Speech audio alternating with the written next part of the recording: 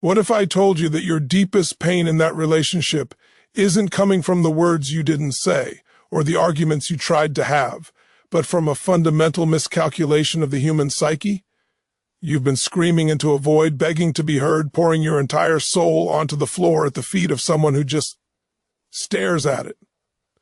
And you think the problem is your delivery. You think you need to find the right combination of words, the perfect tone of voice, the most vulnerable confession that will finally make them see the devastation they're causing.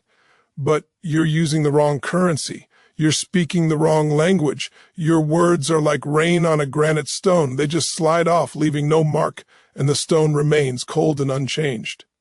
But there is a force, a psychological earthquake that can crack that granite wide open.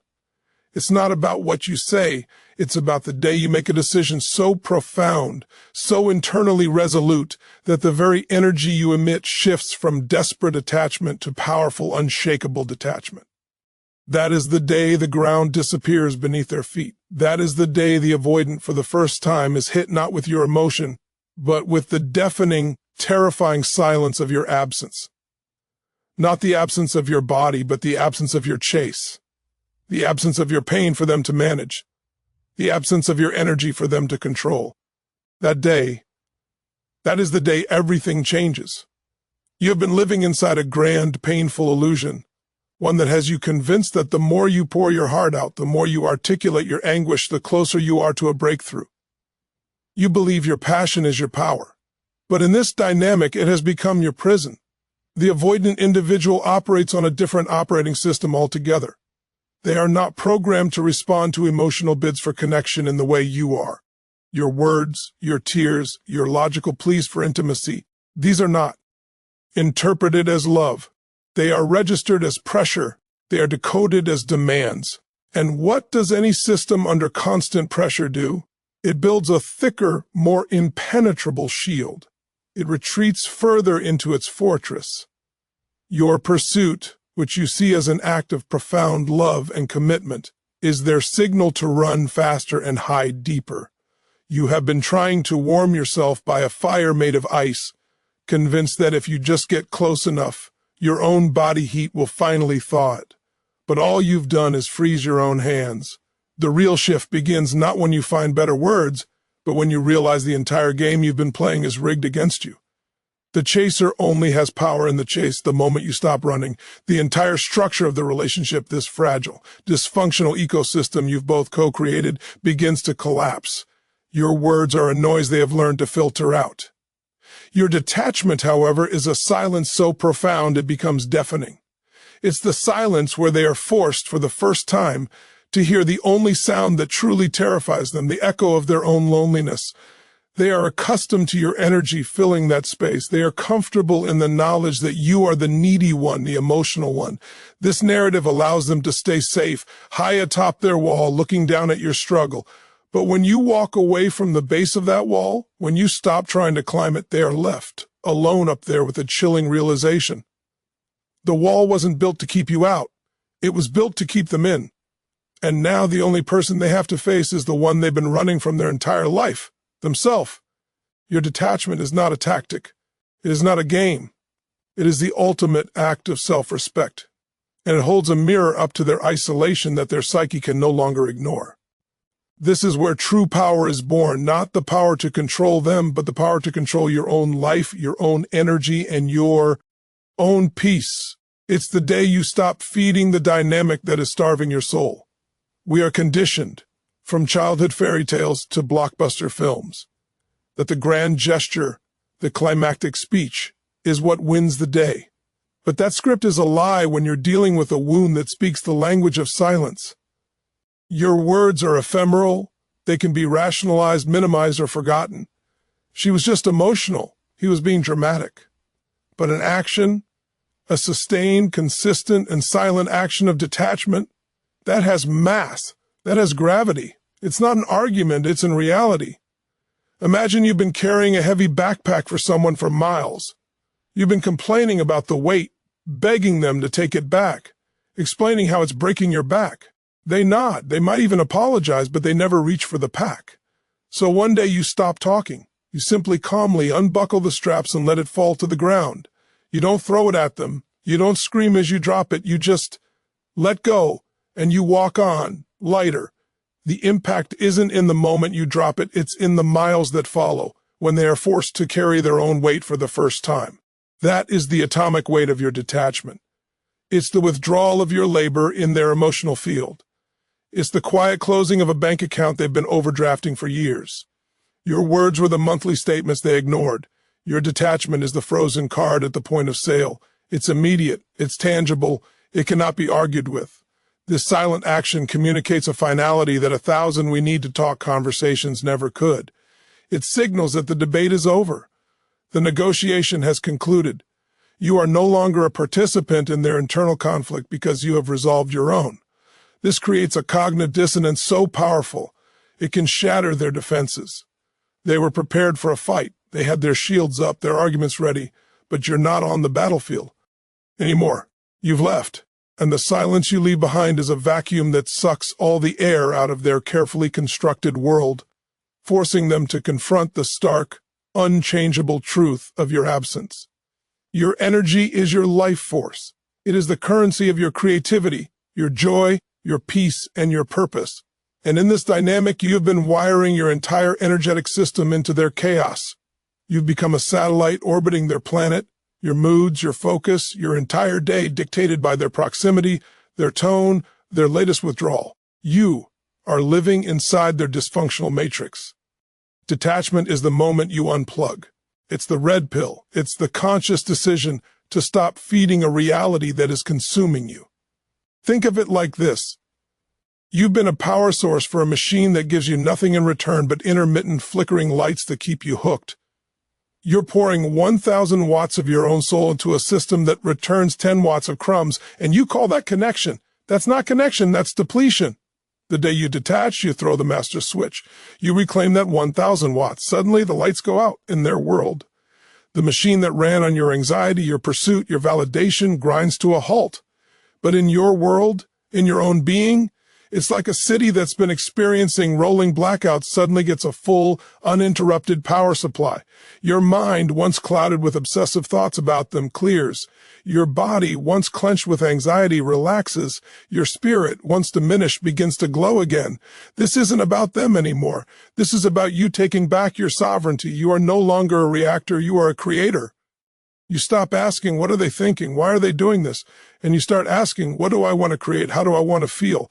This shift is seismic. It moves you from a position of powerlessness to a position of ultimate power.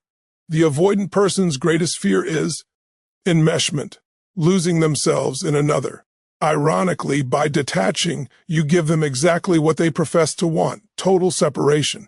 But now, outside the matrix, you see the truth. They never wanted the separation they claimed to desire. They wanted the control over the distance. Your detachment removes that control, and in doing so, you reclaim not only your energy but your entire life. For years, maybe their entire life, the avoidant individual has been running from a shadow. That shadow is their own core wound, the deeply buried belief that they are unworthy, broken, or destined to be alone. Their entire modus operandi, the distancing, the deactivating strategies, the walls, is an elaborate, high-functioning defense mechanism to avoid ever having to look that shadow directly in the eye. You have been their primary distraction. Your emotional reactions, your pleading, your attempts to fix things, all of it served as excellent noise to drown out the silent, screaming truth of their own inner world. You were the movie playing on the screen, so they wouldn't have to look at the empty, dusty theater of their own soul. Your detachment turns off the projector. The movie stops, the lights come up. And suddenly they are left alone in that theater with nothing and no one to look at but themselves. There is no longer your pain to manage. There is no longer your love to feel unworthy of. There is no longer your voice to argue with. There is only the echo of their own emptiness. This is the most terrifying moment for an avoidant. This is the moment their survival mechanism backfires spectacularly. The very walls they built to feel safe become the bars of their own prison. Your words were something they could push against. Your detachment is nothingness, and you cannot fight nothingness. It simply is. In this vacuum, they are forced to confront the foundational lie of their avoidance that freedom is found in escape. True freedom is found in integration. It is found in turning. and facing the shadow and embracing the wounded self they have been running from. Your detachment, if it is true and sustained, forces this mirror in front of them. It is an act of brutal, unintentional grace.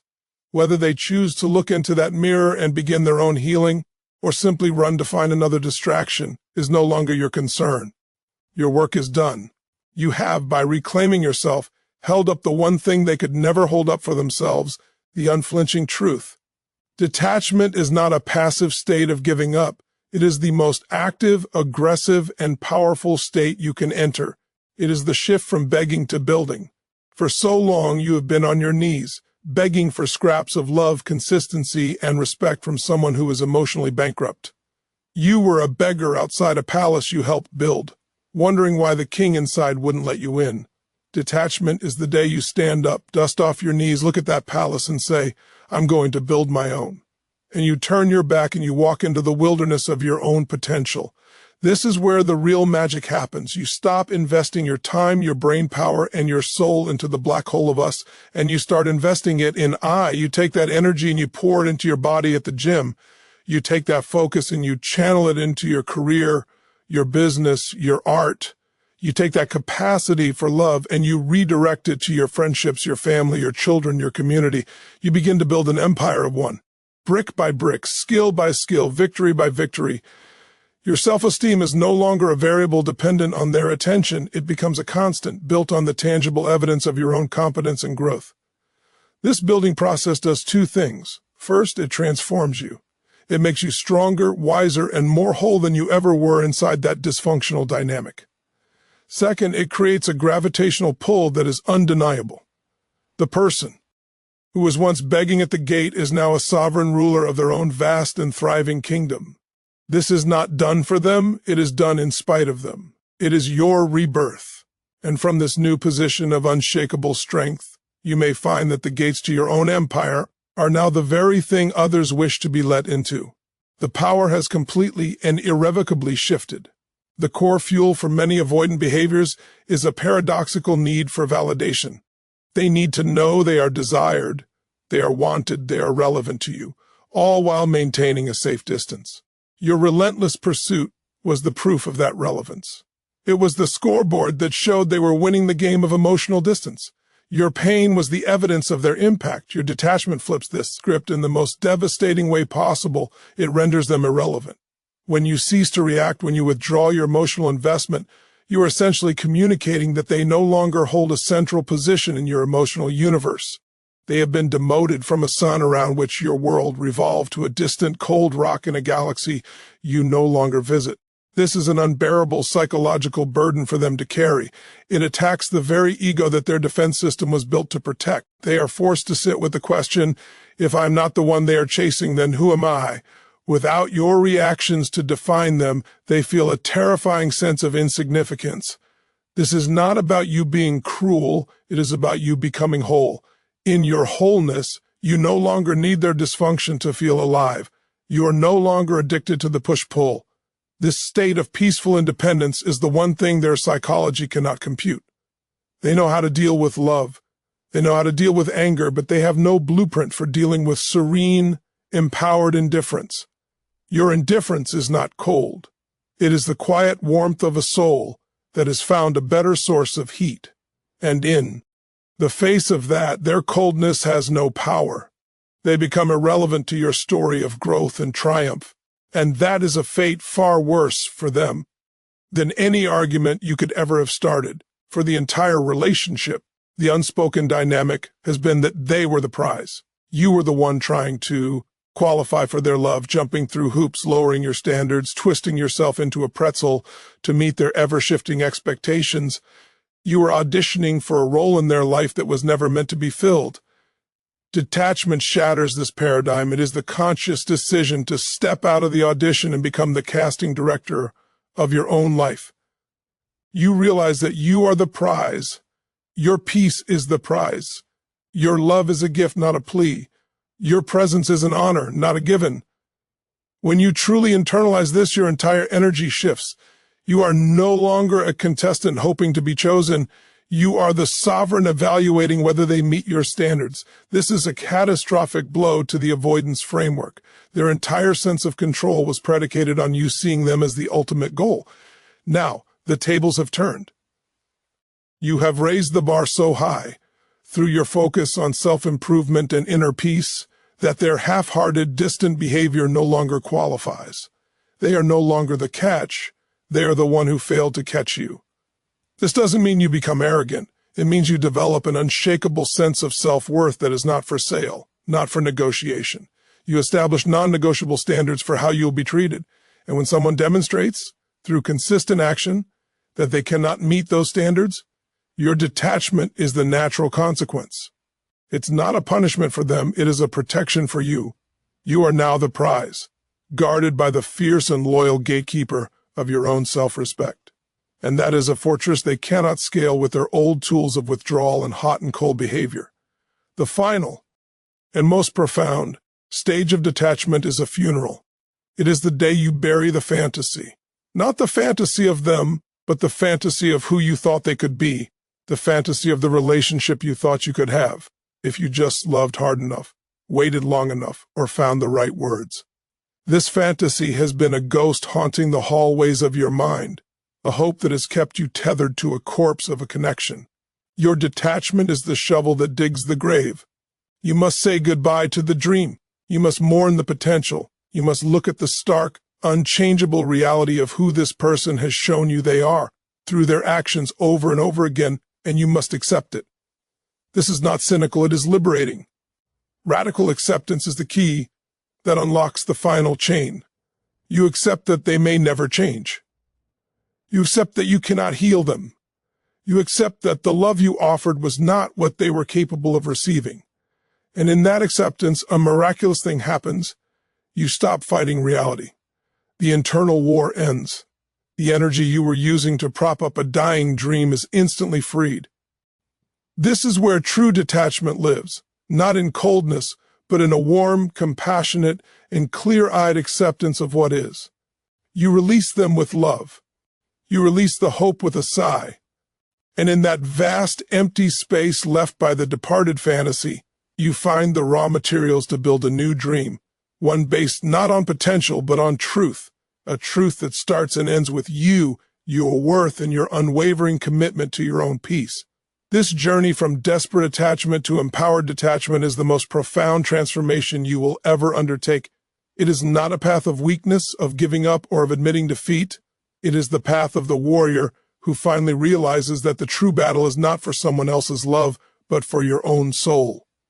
It is the recognition that you have been fighting a ghost in a room they abandoned long ago, and the only way to win is to turn off the lights, lock the door, and walk away into the sunrise of your own life. The power of your detachment is not measured by the reaction it provokes in them, but by the revolution it ignites within you. It is the ultimate reclaiming of your narrative. You are no longer a character in their story of avoidance and fear. You are the author of your own epic of resilience and self-discovery. Every moment you choose your peace over their drama. Every time you invest in your growth instead of analyzing their silence, you are writing a new chapter where you are the hero, not the victim. Let go of the need for them to understand the lesson. Your detachment is the lesson. It is a silent, powerful masterclass in boundaries and self-worth that they may never consciously acknowledge, but their spirit will be forced to confront. Your absence will teach them more than your presence ever could. But remember, the student's readiness is not the teacher's responsibility. Your only duty is to live your truth so fully that its echo becomes a beacon for your own future. This is how you break a cycle that has likely plagued you for years, perhaps across multiple relationships. You break it not by finding the right partner, but by becoming the right partner for yourself. You become the source of the validation you sought from them. You become the provider of the safety you craved. You become the consistent, loving, and present force in your own life that they could never be. So let this be the day you declare your emotional independence. Let the memory of your pain be the compost for your rebirth. Water yourself with the energy you once poured into a barren well. Sun yourself in the light of your own accomplishments. Grow so strong, so vibrant, and so unapologetically alive that the shadow of their avoidance becomes a distant memory, a footnote in the grand story of your becoming. You are not losing them, you are finding you. And that discovery, that reclamation of your own magnificent spirit, is a victory that echoes into eternity. It is the day you stop being a question begging for an answer and become the statement that ends the conversation. Thank you for having the courage to listen, to feel, and to confront these truths. This is not easy work, but it is the most important work you will ever do, the work of coming home to yourself. Now, go out there and build the life you deserve, a life so full of purpose and passion that the echoes of old pains are drowned out by the symphony of your own creation. Go and be great. Goodbye.